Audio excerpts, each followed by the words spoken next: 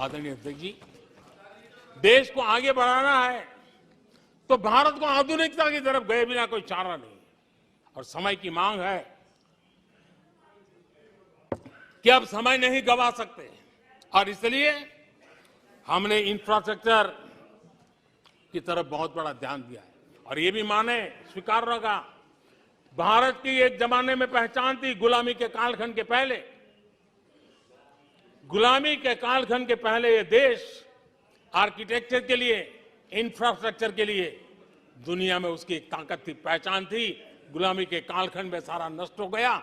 देश आजाद होने के बाद वो दिन दोबारा में आएगा ऐसी आशा थी, लेकिन वो भी समय बीत गया। जो होना चाहिए था, जिस गति से होना चाहिए, जिस स्केल से होना चाहिए था, वो हम नहीं कर पाए। आज उसमें बहुत बड़ा बदलाव इस दशक में देखा जा रहा है। सड़क हो, समुद्री मार्ग हो, व्यापार हो, वाटरवेज हो, हर क्षेत्र में आज इंफ्रास्ट्रक्चर का कायाकल्प देख रहा है। हाईवे पर रिकॉर्ड निवेश हो रहा है माननीय अध्यक्ष जी। दुनिया भर में आज चौड़ी सड़कों की व्यवस्था होती है। भारत में चौड़ी सड़कें, हाईवे, एक्सप्रेसवे आज देश की नई पीढ़ी देख रही है। भारत में वैश्विक स्तर के अच्छे हाईवे, एक्सप्रेस दिखे, इस दिशा में हमारा काम है। पहले रेलवे इंफ्रास्ट्रक्चर अंग्रेजों ने जो देकर के गए उसी पर भी हम बैठे रहे, उसी को हमने अच्छा मान लिया, गाड़ी चलती थी। आदरणीय अध्यक्ष जी, वो समय था, आदरणीय अध्यक्ष जी, जो समय था, जिस प्रकार से अंग्रेजों छोड़ करके गए थे उसी भाव में जीते रहे। और रेलवे की पहचान क्या बन गई थी? रेलवे यानी धक्का मुक्की, रेलवे यानी एक्सीडेंट, रेलवे यानी लेट लतीफ। यही यानी एक स्थिति थी, लेट लतीफ में एक कहावत बनी गई थी, रेलवे यानी लेट लतीफी। एक समय था हर महीने एक्सीडेंट होने वाली घटनाएं बार बार आती थी। एक समय था एक्सीडेंट एक किस्मत बन गई थी।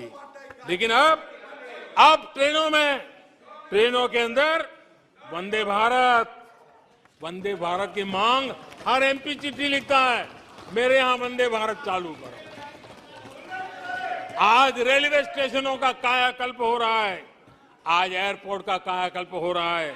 70 साल में 70 एयरपोर्ट, 70 साल में 70 एयरपोर्ट, 9 साल में 70 एयरपोर्ट। देश में वाटरवेज भी बन रहा है। आज वाटरवेज पर ट्रांसपोर्टेशन हो रहा है। आदरणीय अध्यक्ष जी, देश आधुनिकता की तरफ बढ़े, इसके लिए आधुनिक इंफ्रास्ट्रक्चर को बल देते हुए, आदरणीय अध्यक्ष जी, मेरे जीवन में, सार्वजनिक जीवन में 4-5 दशक मुझे हो गए और मैं हिंदुस्तान के गांवों से गुजरा हुआ इंसान, 4-5 दशक तक उसमें से एक लंबा कालखंड परिव्राजक के रूप में बिताया है।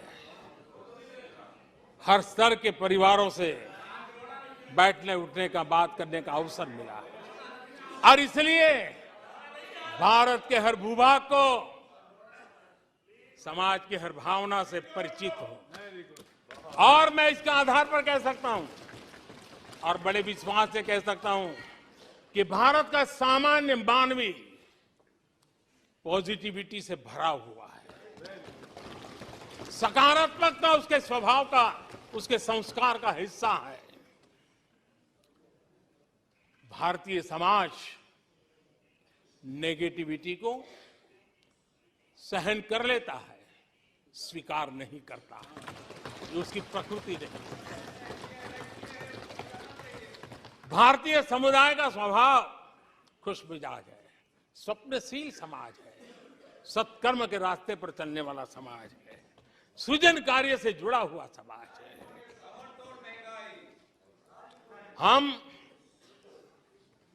मैं आज कहना चाहूंगा जो लोग सपने लेकर के बैठे हैं कि कभी यहां बैठते थे, फिर कभी मौका मिलेगा, ऐसे लोग जरा 50 बार सोचें, अपने तौर तरीकों पर जरा पुनर्विचार करें। लोकतंत्र में आपको भी आत्मचिंतन करने की आवश्यकता है। आधार आज डिजिटल लेन देन का सबसे बड़ा महत्वपूर्ण अंग बन गया। आपने उसको भी निराधार करके रख दिया था, अब उसके भी पीछे पड़ गए थे। उसको भी रोकने के लिए कोर्ट कचहरी तक को छोड़ा नहीं था। जीएसटी को न जाने क्या क्या कह दिया गया, पता नहीं, लेकिन आज हिंदुस्तान की अर्थव्यवस्था को और सामान्य मानवी को जीवन सुगम बनाने में जीएसटी ने एक बहुत बड़ी भूमिका अदा की। वो जमा एचएएल को कितनी गालियां दी गई, किस प्रकार से बड़े बड़े फोरम का मिसयूज किया गया। आज एशिया का सबसे बड़ा हेलीकॉप्टर बनाने वाला हब बन चुका है, जहां से तेजस हवाई जहाज सैकड़ों की संख्या में बन रहे हैं। भारतीय सेना के हजारों करोड़ रुपए का ऑर्डर आज एचएएल के पास है। भारत के अंदर आज वाइब्रेंट डिफेंस इंडस्ट्री आगे आ रही है। आज भारत डिफेंस एक्सपोर्ट करने लगा है। माननीय अध्यक्ष जी, हिंदुस्तान के हर नौजवान को गर्व होता है। निराशा में डूबे हुए लोगों से अपेक्षा नहीं है।